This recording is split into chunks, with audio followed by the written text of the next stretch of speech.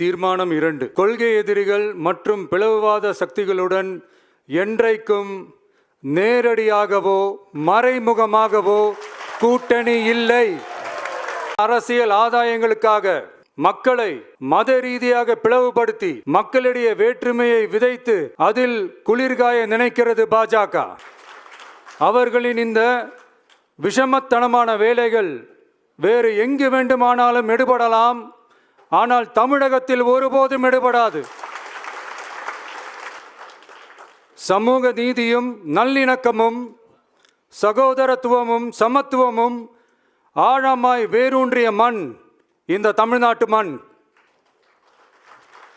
எனவே இங்கு தந்தை பெரியாரை அவமதித்தோ அறிஞர் அண்ணாவை அவதூறுக்கு உள்ளாக்கியோ அல்லது தமிழ்நாட்டின் மதிப்பிற்குரிய தலைவர்களை வைத்தோ அரசியல் செய்ய நினைத்தால் அதில் பாஜக ஒருபோதும் வெற்றி பெறவே இயலாது.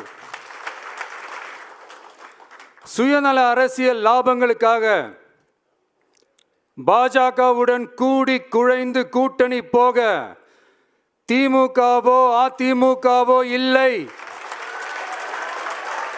நம் தமிழக வெற்றி கழகம்